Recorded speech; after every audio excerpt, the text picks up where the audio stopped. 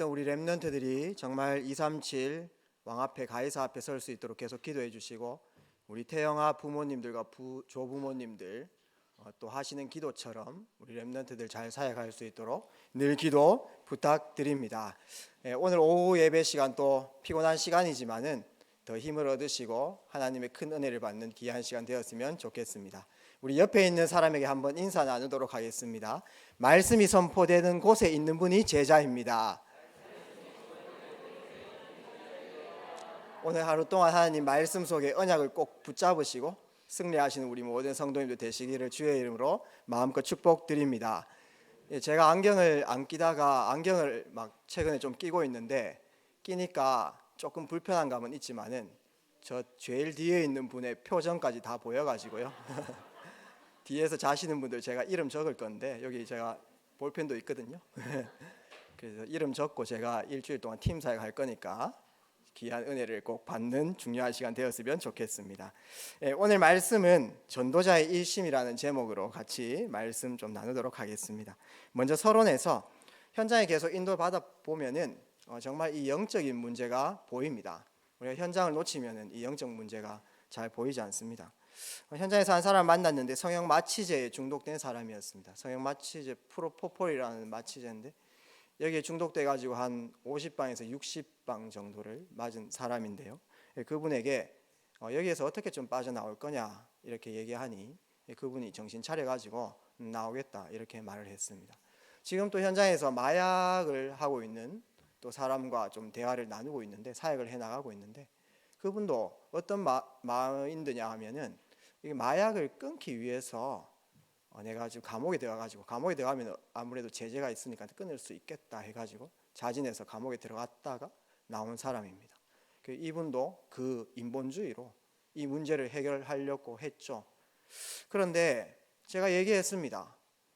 여러분들이 모르는 영적 상태가 있는데, 세상 사람들이 간과하는 하나님 떠난 문제, 죄 문제, 내가 아무리 깨끗하게 살려고 하고 노력해도 내 인생을 망가뜨리는 악한 존재가 내 인생을 붙잡고 있는데, 내가 정신 차린다고 내 힘으로 그 문제에서 절대 빠져나오지 못합니다.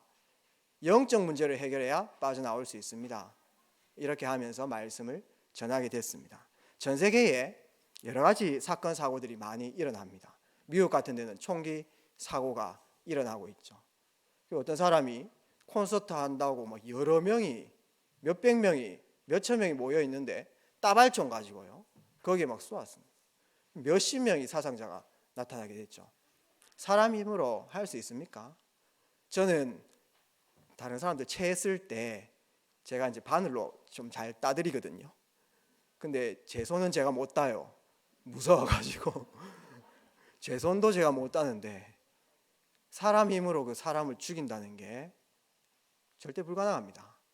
누구의 역사겠습니까? 악한 영의 역사입니다. 그거를 해결하지 않고 지금 내 문제를 해결한다? 거짓말입니다.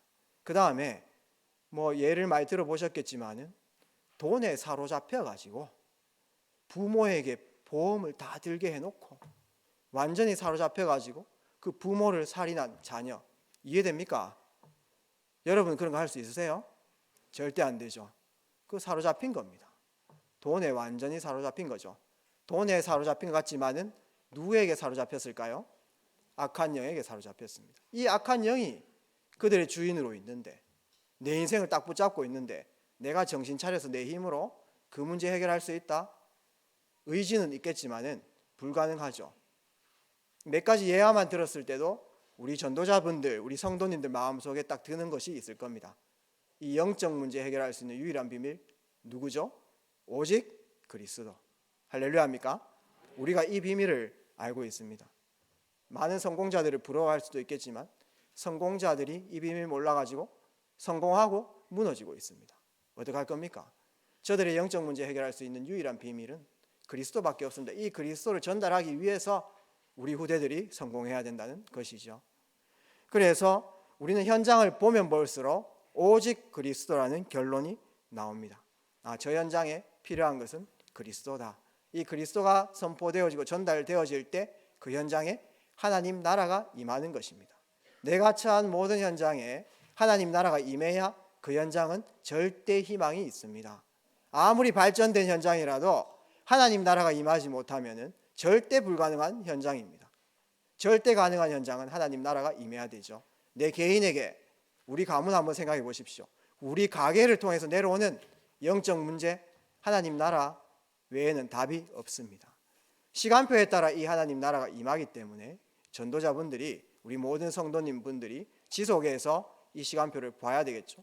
지속해서 이 성령 충만을 유지하는 것이 너무나 중요합니다. 그래서 성경의 핵심이 무엇입니까? 그리스도, 하나님 나라, 성령 충만입니다.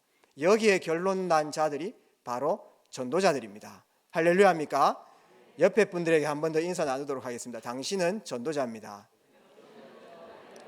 전도자의 자부심과 자긍심과 자존심 가지고 살아가시기를 주의 이름으로 마음껏 축복드립니다. 결국은 내일부터 또 일주일 인생을 살아가다 보면은 우리가 생업 현장에 나가는 것처럼 보이지만 사실은 하나님께서는 우리를 통해 가지고 전도자의 역할을 감당하시기를 원하시는 것입니다. 그렇기 때문에 우리가 꼭 내 인생에 겪어야 될 중요한 시간표가 있는데, 본론 첫 번째로 나의 인생을 재해석하는 것입니다. 이번 한 주간에 이 말씀을 묵상하시면서 내 인생을 향한 그 하나님의 계획을 생각해보고 중요한 재해석을 하는 귀한 시간이 되었으면 좋겠습니다. 먼저 빌립보서 3장 1절에서 21절 바울의 고백입니다. 특별히 바울은 자신의 어떤 과거의 부분들을 표현을 하게 되었습니다. 자신은 난지 8일 만에 할례를 받은 히브리인 중에 히브리인이다, 이렇게 표현을 하고 있습니다. 정통이라는 뜻이죠. 그 자부심과 그 자긍심이 대단한 것입니다. 그러면서 율법으로는 바리새인이다, 이렇게 얘기합니다. 유대인들 중에 제일 뛰어난 파가 바리새파죠. 거기에서 제일 학문적으로 뛰어나고 율법으로 완전하게 지킨다라고 이렇게 볼 수 있습니다. 그 바리새인 중에서도 가마리엘, 너무나 뛰어난 그 랍비의 수제자였습니다, 바울은요. 그래서 앞으로 그 가마리엘 학파 바리새인들을 이끌어갈 중요한 역할을 감당할 수 있는 바울이죠. 그러면서 자신은 베냐민 지파요, 이렇게 얘기했습니다. 베냐민 지파는 유대의 첫 왕이 누굽니까? 사울 왕. 둘째 왕이 다윗 왕입니다. 이 사울 왕이 베냐민 지파입니다. 그러니까 그 왕의 혈통, 왕족이라는 뜻이죠. 그러면서 바울은 길리기아 다소 출신입니다. 다소라는 지역은 굉장히 문학적으로 철학적으로 뛰어난 도시입니다. 아테네 더불어 가지고 철학도시, 문학도시이기 때문에 바울이 그 영향을 받고 문학적으로 또 철학적으로 굉장히 뛰어난 실력을 가졌죠. 그 공관복음, 마태복음, 마가복음, 누가복음, 요한복음 있고요. 사도행전 있고, 로마서 누가 지었을까요? 바울. 그 다음에 고린도전후서, 그 다음에 갈라디아서, 에베소서, 빌립보서, 빌레몬서, 골로새서, 디모데전후서 등등 히브리서까지 누가 지었을까요? 네, 바울이 지었습니다. 바울이 신약 성경의 많은 서신들을 짓게 되었는데 그 표현력을 보게 되면은 굉장하죠. 문학적으로 뛰어났다라고 볼 수 있습니다.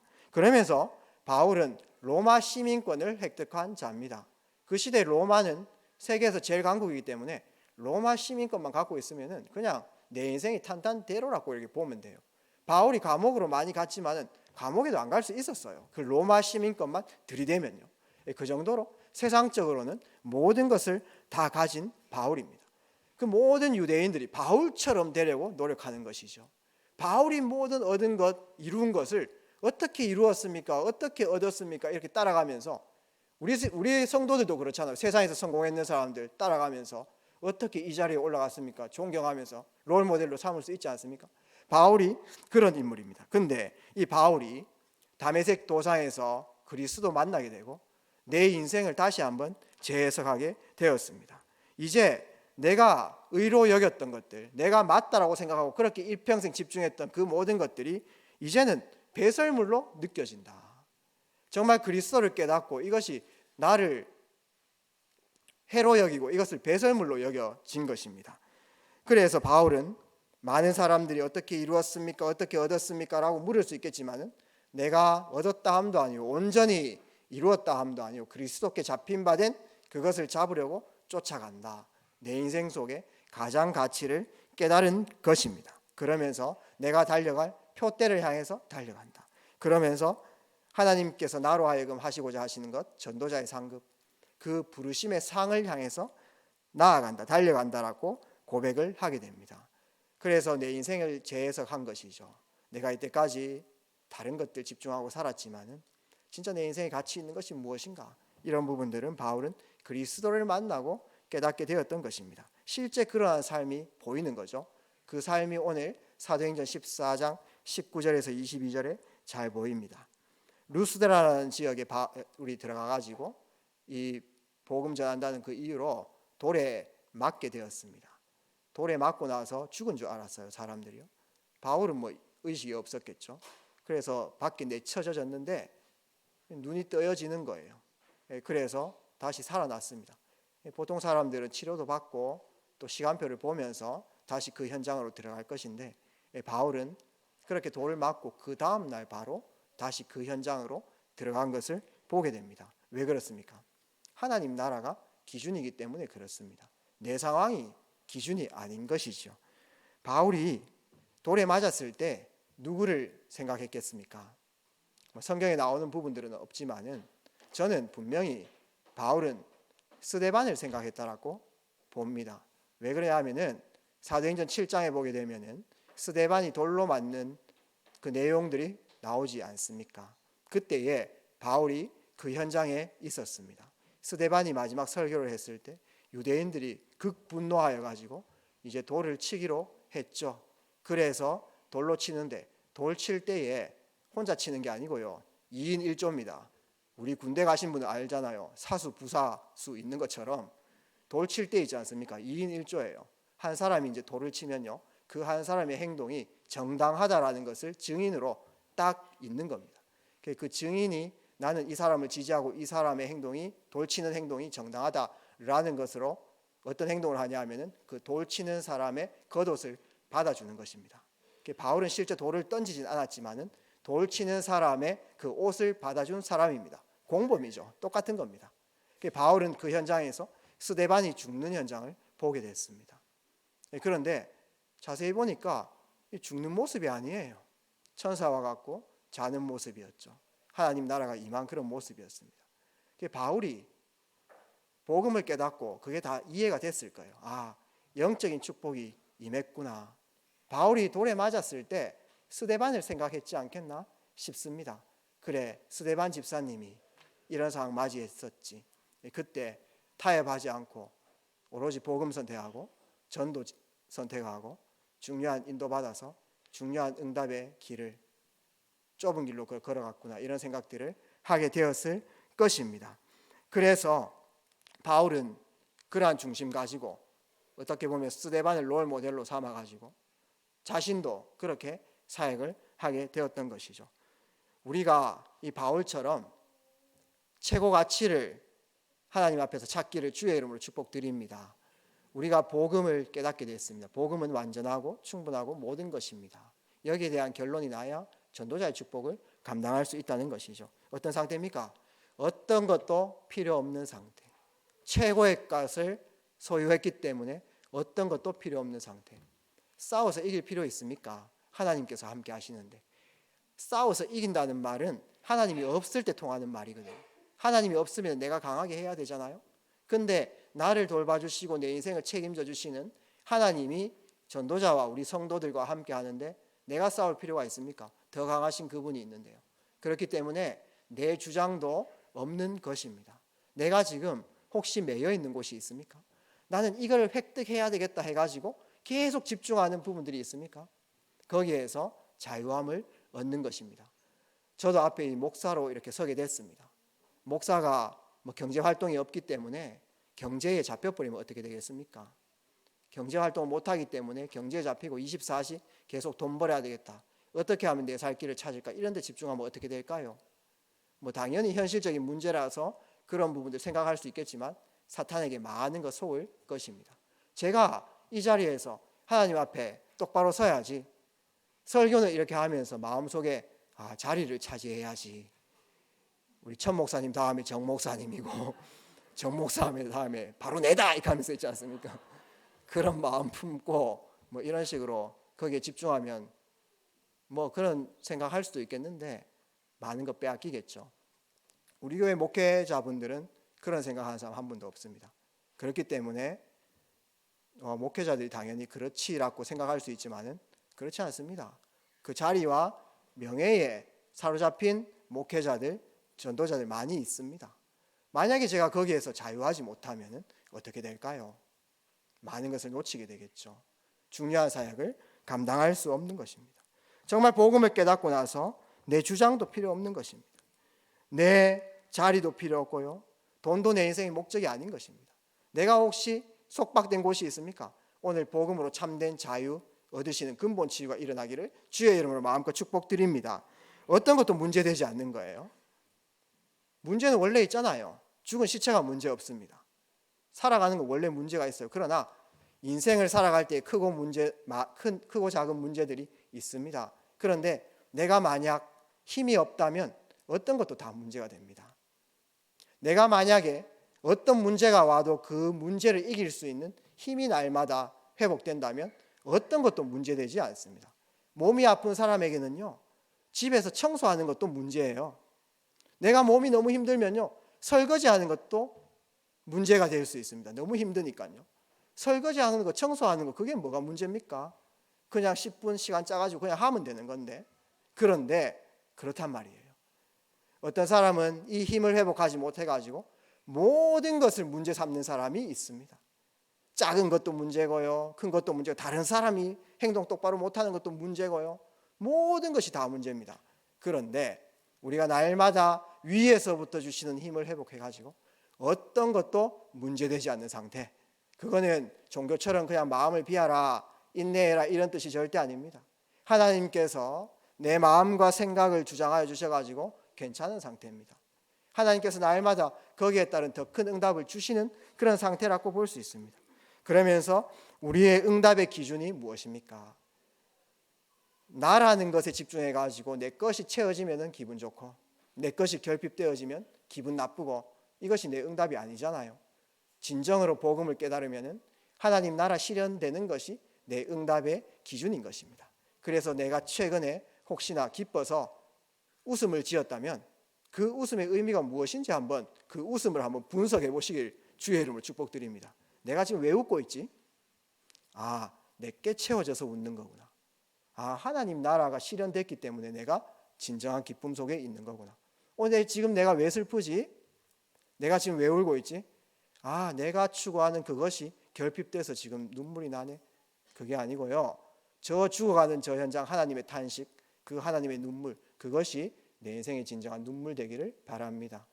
그 바울이 디모데한테 네 눈물의 의미를 안다 이렇게 얘기했잖아요. 그 슬퍼서 우는 게 아니거든요. 그 디모데 안에 심겨진 그 하나님 나라를 향한 열망, 그것이 통했다는 것입니다. 그 눈물을 안다는 것이죠. 그래서 우리가 완전하신 그리스도를 깨닫고 어떤 것도 필요 없는 상태, 또 문제되지 않는 상태, 응답의 기준은 하나님 나라 되시기를 주의 이름으로 축복드립니다. 이것이 우리를 전도자의 길로 인도하는 중요한 영적 상태라고 볼 수 있습니다. 이런 힘이 있었으니까 다윗은 여호와는 나의 목자시니 내가 부족함이 없으리로다. 완전 충분 모든 것 되시는 그리스도를 누리니까 어떻게 보면 구약에서 제일 힘들었던 사람이 다윗인데 제일 많이 감사했습니다. 시편 한번 읽어보십시오. 감사하리로다, 여호와의 영광, 찬송하리로다, 송축하리로다.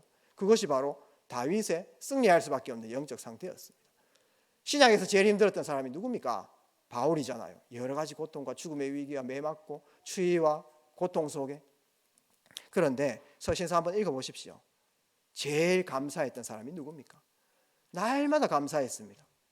그게 바울의 영적 상태였습니다. 우리의 영적 상태도 오직 그리스도 결론남으로 이렇게 되시기를 주의 이름으로 축복드립니다. 그렇게 됐을 때 본론 두 번째, 우리는 오늘 하나님의 위대한 계획을 찾아 나갈 수 있습니다. 내일 월요일부터 또 6일 현장을 살아갈 때에 매일매일 내 수준과 능력과 상관없이 나는 이런 상태고 나는 연약할 때가 있고 나는 시달릴 때도 있지만 하나님께서는 전도자인 나를, 하나님의 자녀인 나를 통해서 그 하나님의 위대한 계획을 이루어 나가시는 것입니다. 그래서 하루를 시작할 때 이 생각으로 시작하기를 바랍니다. 오늘 최고로 하나님께 어떻게 영광을 돌릴까? 이 고민이 제일 좋은 기도가 되어지는 것이죠. 내 목적을 가지고 10시간 기도하는 것보다 하나님의 소원 붙잡고 생각만 해도 그게 응답이 되어지는 것입니다. 그럴 때에 어떻게 하나님께 영광을 돌릴까? 오늘 나의 삶과 스케줄을 통해서 이런 고민이 되어질 때에 그때 보이는 것이 있습니다. 그것이 바로 하나님께서 이번 주에 주신 그 말씀의 흐름이 보이는 것입니다. 그러면서 내 기도가 변화되는 것이죠. 그러면서 작은 전도 실천을 해나갈 수 있다는 것입니다. 예를 한번 들어보겠습니다. 몇십 년 전에 전도자 유 목사님께서 미국 집회를 인도하시는데 미국 집회 메시지 하기 전에 생각을 한 겁니다. 하나님, 오늘 하나님께서 나를 통해서 하실 위대한 계획이 무엇입니까? 오늘 어떻게 하면 하나님께 영광 돌릴까? 미국 교회가 지금 문제가 너무 많고 목회자, 중직자 다 이렇게 삐뚤어져 있고 여러 가지 힘든 부분들이 많은데 어떻게 해야 될까요? 여기에 대한 하나님의 계획이 무엇입니까? 라고 고민을 하게 됐습니다. 고민하는 중에 하나님께서 마음속에 음성을 주셨어요. 아, 그래, 렘넌트들을 일으켜야 된다. 후대들을 일으켜야 되겠구나. 이런 깨달음을 하나님께서 주신 거예요.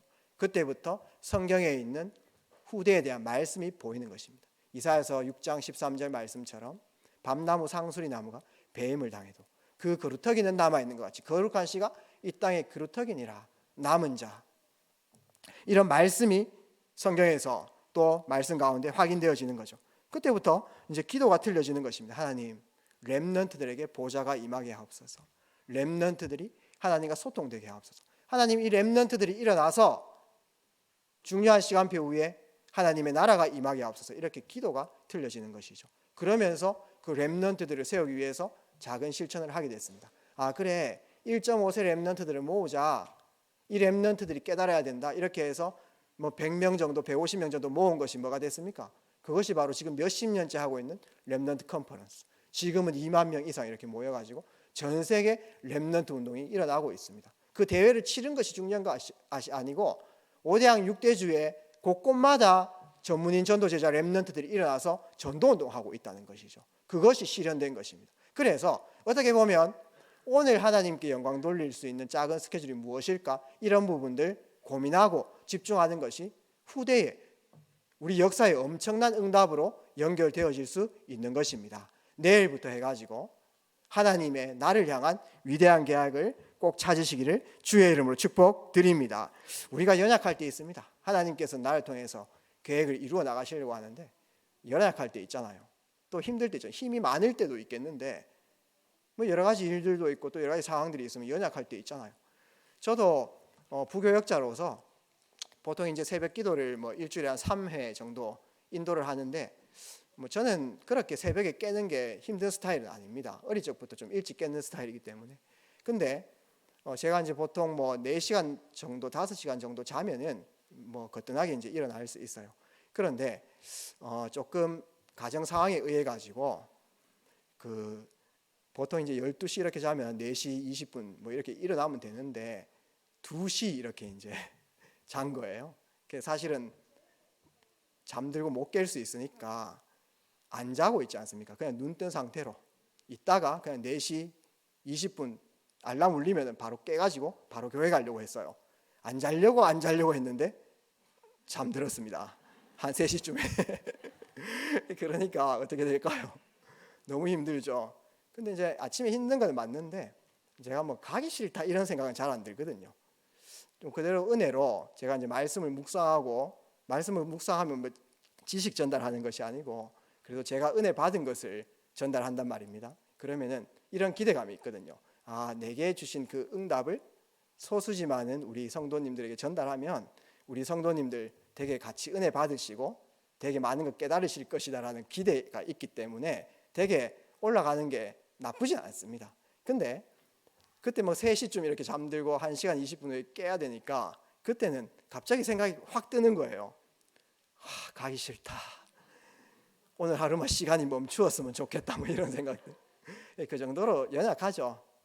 근데 그날 딱 오니까 뭐 와야죠. 어떻게 하겠습니까? 까라면 까야 되니까 와야 되는 건데 오니까 어떤 일이 벌어져 있냐면은 안 보이는 사람이 딱 앉아 있더라고요. 그래서 우리는 목회자고 또 성도들 챙겨야 되니까 예배 마치고 그분한테 한번 찾아가 봤습니다. 기다렸다가 기도 막 하시길래 이제 5년 동안 교회 안 다닌 분이고 교회 다니시다가 지금은 뭐 폐경색인가 어떤 몸에 문제가 오셨고 그 다음에 부동산 하시다가 완전히 사업 망해가지고 지금 돌파구가 없는 상태로 너무나 힘들어가지고 집은 요 가깝고 그냥 가까운 교회 찾아와가지고 기도하신다는 거예요. 그래가지고 이렇게 대화 나누면서 중요한 만남을 조금 이어갔습니다. 그래, 내가 연약해도 하나님께서는 예비된 자를 붙여주시고 그 위대한 계획들, 구원의 계획을 이루는구나, 저는 깨닫게 되었습니다. 지금 현장에 있지 않습니까? 희망이 없습니다. 사람들이요, 열심히 살아가는 것 같지만은 희망도 없고요, 소망도 없어요. 그렇다고 답이 있는 것도 아닙니다. 돈 많으신 분들은 떳떳하게 잘 살아가는 것 같죠? 그렇지 않습니다. 오히려 있지 않습니까? 돈이 없는 사람들은 돈 좀 벌면 그래도 내한테 해 뜰 날이 올 것이다, 이렇게 그 희망 붙잡고 그 줄 잡고 살아가는데, 이미 돈 많은 분들은 있지 않습니까? 다 가졌잖아요. 근데요, 그 외로움과 그 고독함과요, 그 우울감은 해결할 수 없는 것입니다. 희망이 없어요. 답이 없습니다. 답이 없는 저 현장에 우리 전도자 아니면 아무도 저들에게 답 줄 수 있는 사람이 없습니다.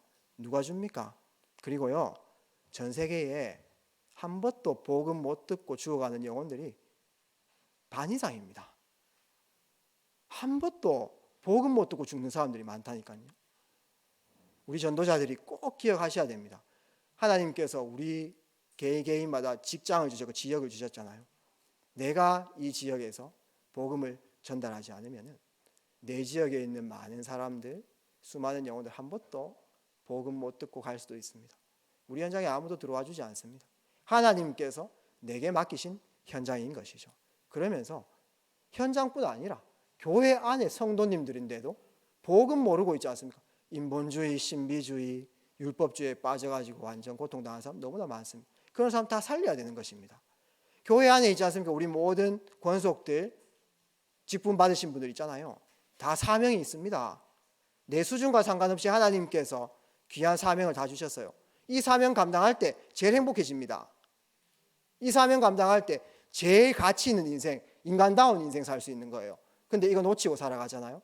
그분들에게 누군가는 사명 전달해야 되거든요. 그 안에서 전도자의 미션이 나오는 것입니다. 할 일이 많아요. 그래서 오늘 내 모든 삶 속에서 하나님의 위대한 계획을 꼭 찾으셨으면 좋겠습니다. 그 응답의 길을 찾으면 매일매일 미션을 발견할 수 있거든요. 그거 붙잡고 말씀 잡고요, 기도 바꾸고요, 작은 실천해 나가면 되어집니다. 이 실천을 꼭 하시기를 주의 이름으로 축복드립니다. 그러면서 이 사역을 감당할 때 꼭 기억해야 될 것이 있습니다. 그것이 바로 중요한 순간순간마다 복음을 선택하는 것입니다. 하나님께서 우리에게 모든 건 용서하시고 살리는 복음을 주셨습니다. 복음을 선택하는 것은 살리는 선택을 한다는 것입니다. 우리가 많은 사역을 하면서도 어떨 때는 어떤 사람이 실수하거나 또 내게 조금 해를 끼치거나 해코지를 하거나 그 다음에 내 뜻에 안 맞을 때는 그때마다 율법이 나와버립니다. 정죄가 나와버리는 것이죠. 또 우리가 살아가면서 여러 원하지 않는 문제에 맞닥뜨리거나 어려울 때 나도 모르게 복음을 선택하는 것이 아니고 인본주의가 나와버리는 것입니다. 그러면서 막 기적을 바라고 있지 않습니까? 뭔가 변화와 뭔가 막 큰 역사를 바라는 신비주의, 이런 부분들이 내 마음속에 각인되어 있는 것 있을 수 있죠. 그래서 많은 사람들이 실수를 할 수 있고 내 자신도 실수할 수 있고 또 문제를 만들어낼 수도 있고요, 또 문제 속에 빠질 수도 있고 또 여러 가지 위기가 있을 수 있고 또 때로는 내가 막 모함을 당할 수 있어, 다니엘처럼요. 그 다음에 또 때로는 황당한 일도 막 벌어질 수 있습니다. 전도자의 여정 속에. 그럴 때에 꼭 살리는 복음을 선택하시기를 주의 이름으로 축복드립니다. 내게 임한 하나님의 은혜를 생각하면 됩니다. 나 같은 사람도 하나님께서 은혜 주시니 전도자의 축복 받아가지고 살리는 자리에 섰구나. 저들에게도 정말 하나님의 은혜가 임하면 희망이 있고 저들이 귀한 전도자로 설 수 있다. 이 소망과 기대 가지고 사람을 살리시기를 주의 이름으로 마음껏 축복드립니다. 그러한 순간순간마다 복음을 선택하면 하나님께서 그때 당시에 응답 주실 수도 있고요, 또 인생 두고두고 가장 정확한 응답을 주십니다. 그때마다 인본주의 선택하시거나 율법 선택하시거나 그 다음에 신비 선택하시면요, 사탄이 역사합니다. 그래서 많은 것들을 놓치게 되어지는 것이죠. 정말 그때마다 복음을 선택하면요, 정말 그리스도의 제자를 세워낼 수 있다는 것입니다. 성경에는 이 복음을 선택했던 사람들이 있습니다. 누굽니까? 다윗입니다. 사울을 죽일 수 있었는데 하나님께서 세우신 그 왕을 내가 손으로 댈 수 없다. 그것은 인본주의 쓴 게 아니죠. 하나님께 맡긴 것입니다. 다윗은 사울을 죽이지 않고 용서했습니다. 그게 복음의 선택입니다. 결국은 누가 승리했습니까? 최후 승리는 다윗이 했다는 것입니다. 오순절 날에 많은 사람들이 예루살렘 성전에 모였는데 초대교회 120명이 마가다락방에 이렇게 모이게 됐습니다. 그게 복음 선택입니다. 주류로 간 것이 아니고 그리스도 하나님 나라 성령 충만이라 언약이 성취되는 그곳에 모인 것이죠. 그 선택을 한 것이죠. 스데반이 그냥 타협하고 말만 좀 잘하면 안 죽을 수 있었습니다. 근데 진실을 말했고 영적 사실을 말했던 것이죠. 그게 바로 스데반의 선택이었습니다. 그것이 바로 스데반의 오직이었습니다.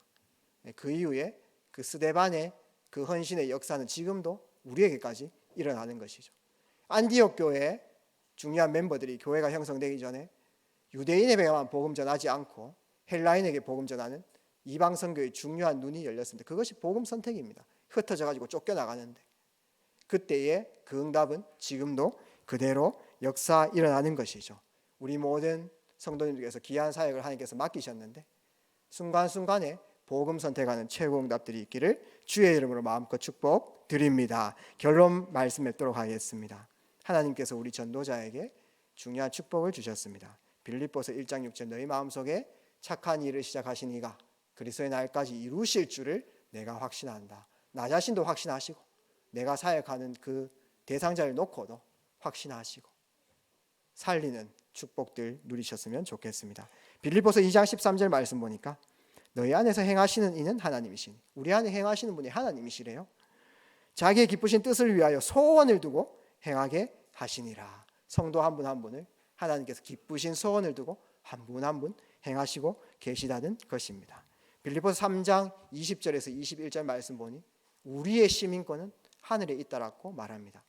우리가 이 땅에서 중요한 사명 감당할 때에 천국 소망을 가지시고 보호자의 능력을 날마다 누리면서 만물을 복종하는 그 이름 예수 그리스도의 이름의 권세로 나를 살리고 세상 살리고 사탄의 권세를 꺾는 최고 축복 누리시기를 바랍니다. 그러면서 빌립보서 4장 13절에 내게 능력 주시는 자 안에서 내가 모든 것을 할 수 있다. 적극적인 자세가 아닙니다.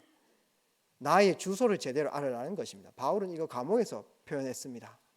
바울에서 모든 것 감금된 상태로 아무것도 못하지만 하나님 안에 있으니 바울 그 감옥 안에서도 모든 걸 할 수 있다. 그것이 바울의 고백입니다. 그것이 우리의 형편과 우리의 여러 가지 수준과 우리의 영적 상태에 있지만은 하나님이 하시면 되어진다. 그 믿음 가지고 꼭 승리하시길 바랍니다. 그러면서 빌립보서 4장 19절 말씀에는 우리 전도자에게 하나님께서는 모든 쓸 것을 채우신다는 것입니다. 우리의 형편도 다 아시고 내 마음속에 어떤 것이 들어있는지도 아시고요. 지금 내가 뭐 때문에 고통당한 것도 아시고 내 고민거리도 아시고요. 내 모든 세밀한 마음까지 하나님께서 다 아십니다. 하나님께서 그걸 아시고 우리를 부르신 것이죠. 그렇게 했을 때 하나님의 나라를 위해서 집중할 때 하나님께서는 다 회복하게 하실 것이고 모든 축복을 예배하시고 우리를 인도해 나가실 것입니다. 이 믿음 가지고 한 주간 순간순간마다 최고로 가치 있는 발걸음 걸으시기를 주의 이름으로 마음껏 축복드립니다. 살아계신 능력의 주님 감사합니다. 오늘 함께 나눈 말씀 통해 가지고 우리 모든 성도님들이 전도자로 서게 하옵시고 하나님의 계획을 이루는 중요한 발걸음 한 주간도 걸을 수 있도록 주님께서 은혜를 베풀어 주시옵소서. 살아계신 예수 그리스도 이름으로 기도합니다. 아멘.